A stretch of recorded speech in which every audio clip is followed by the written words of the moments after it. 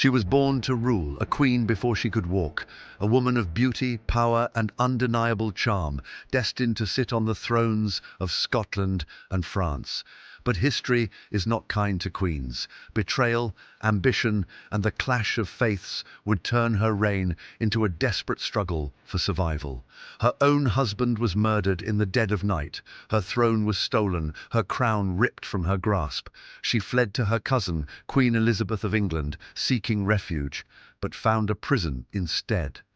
For 19 long years, she waited, a queen in chains. Then the letters came. A plot to kill Elizabeth, a whispered conspiracy to put Mary on the English throne. Whether guilty or innocent, it no longer mattered. Her fate was sealed. On February 8th, 1587, Mary, Queen of Scots, knelt before the executioner's block. She did not beg, she did not tremble. Draped in crimson, the colour of Catholic martyrdom, she faced death as she had faced life with defiance. The axe fell, but her story did not end. Her son would one day rule over both England and Scotland, uniting the crowns she had fought so hard to keep. This is a story of power, betrayal, and the relentless march of fate. This is the rise and fall of Mary, Queen of Scots, the woman who lost everything but left behind a legacy that changed history forever. December 8th, 1542. Scotland is at war, its people divided, its future uncertain. At Falkland Palace, King James V of Scotland lies on his deathbed. His body is racked with fever, his mind haunted by defeat at the Battle of Solway Moss just weeks earlier. His once loyal nobles whisper in the corridors, waiting for his end. Days earlier, his army had been crushed by the English. Humiliated, the young king, still only 30 years old, retreated to his royal palace, too ill and heartbroken to fight on. James had dreamed of a powerful Scotland, independent from England and loyal to Rome. But his enemies were many: Protestant reformers at home, English invaders at his borders, and treacherous nobles who sought power for themselves. As James drifts in and out of consciousness, a message arrives. His wife, Mary of Guise, has given birth, not to a son, but to a daughter.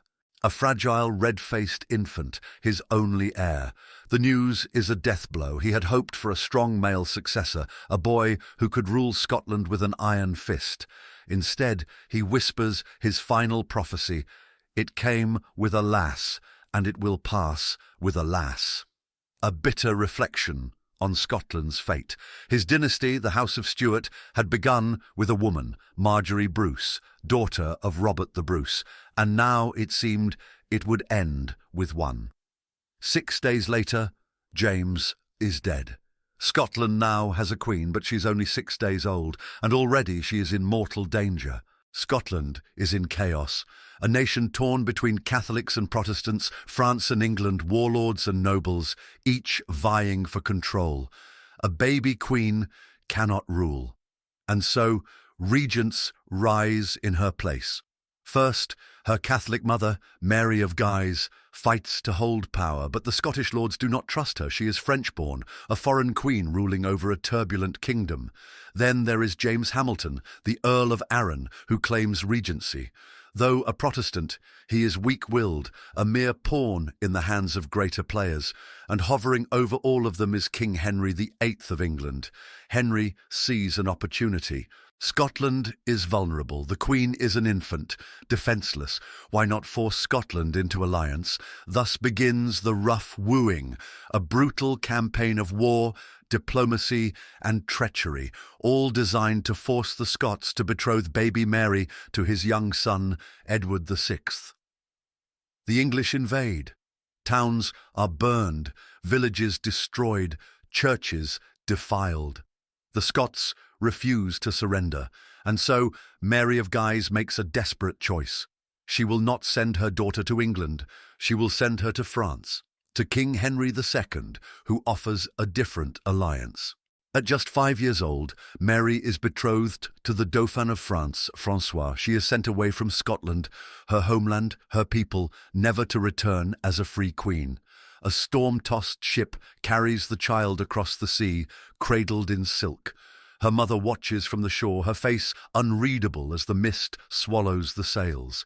In France, she will be raised among kings, a princess groomed to be a queen, but far from safety, she will find herself in a new kind of cage. France, the most powerful kingdom in Europe, a land of luxury, refinement, and deadly politics.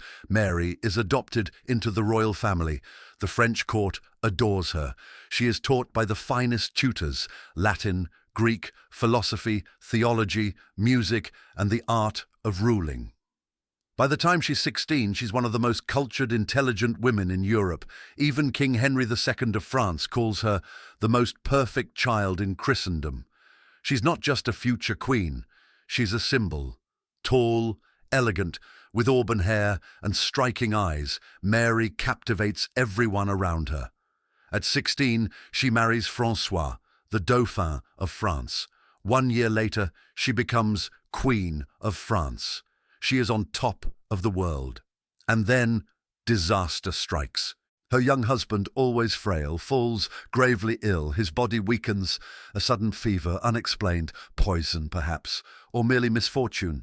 He dies in 1560. Mary is now a widow at 18, no longer welcome in France. Her dream of ruling 2 kingdoms shattered. And so she must return home, back to Scotland, back to danger. Scotland is not the kingdom Mary left behind. The country is deeply divided, torn between Protestants and Catholics, between old alliances and new forces of reform.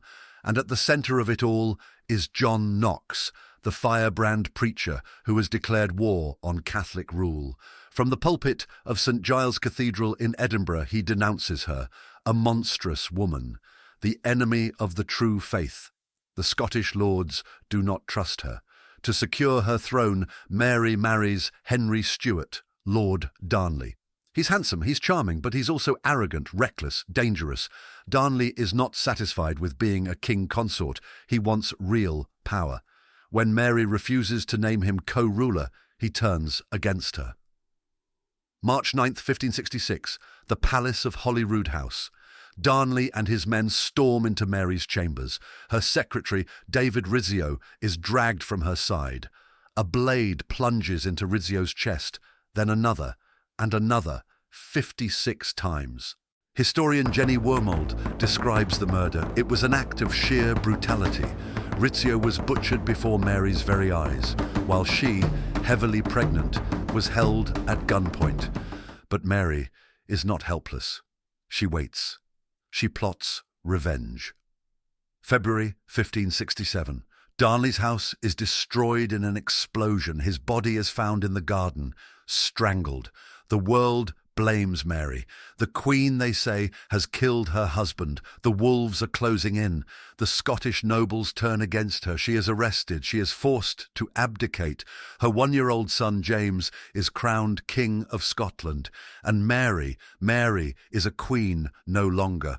Locked away in Loch Leven Castle, she waits. For what? For one last chance. One last desperate bid to reclaim her throne. Mary, Queen of Scots, had played the game of power and lost. Her throne, her crown, her very freedom ripped from her grasp. She is imprisoned in Loch Leven Castle, a fortress built on a small island in the middle of a vast Scottish loch. Here, she is completely at the mercy of the very nobles who once swore loyalty to her. The Scottish lords demand her abdication.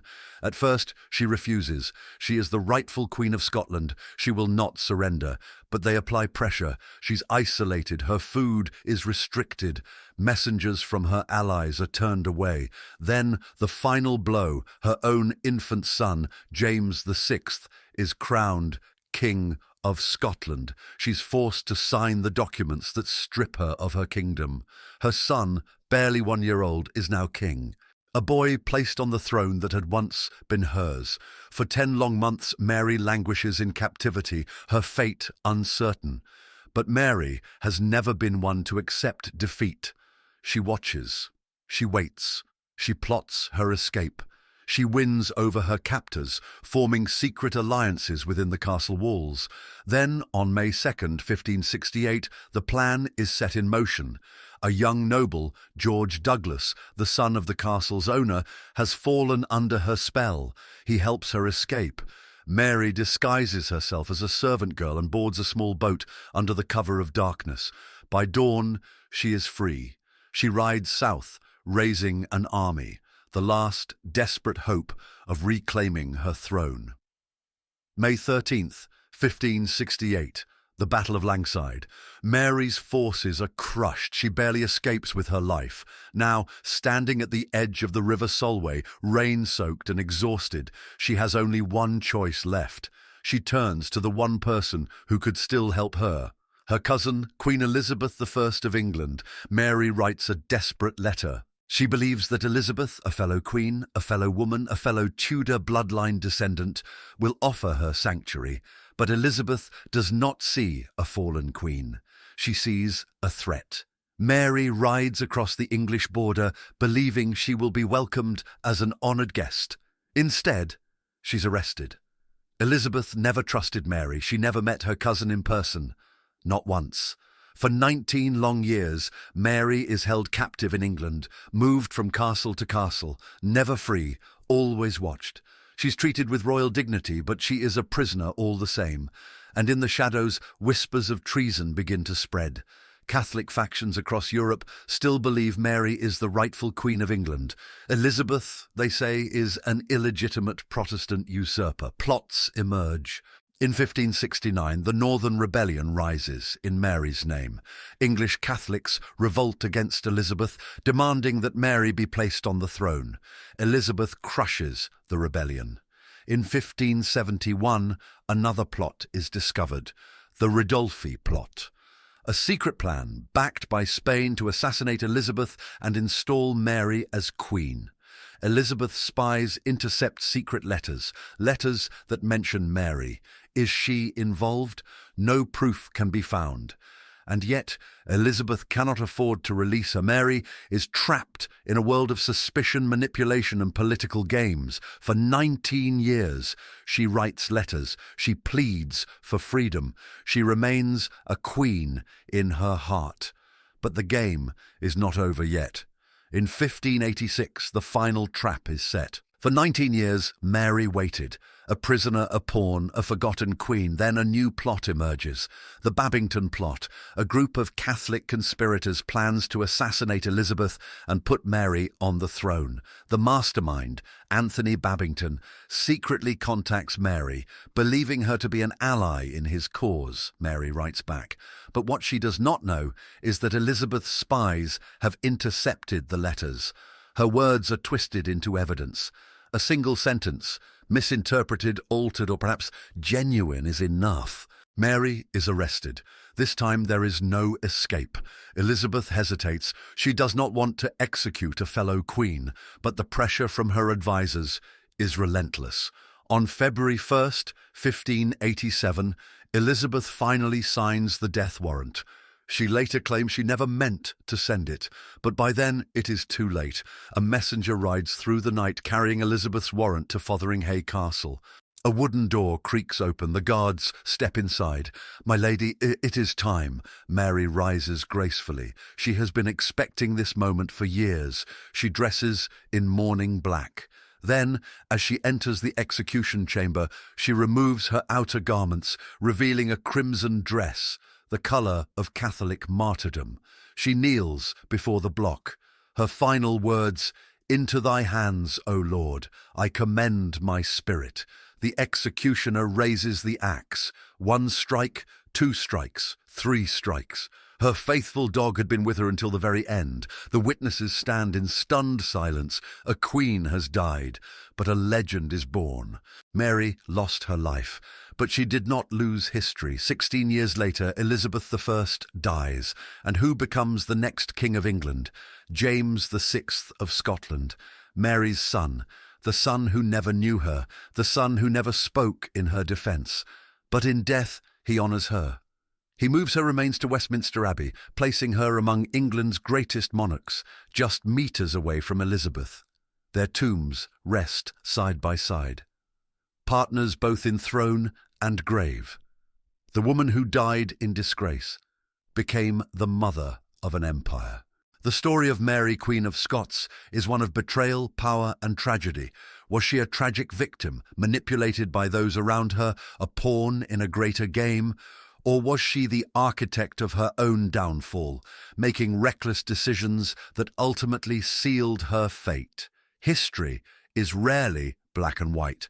It is full of shades of ambition, loyalty, and revenge.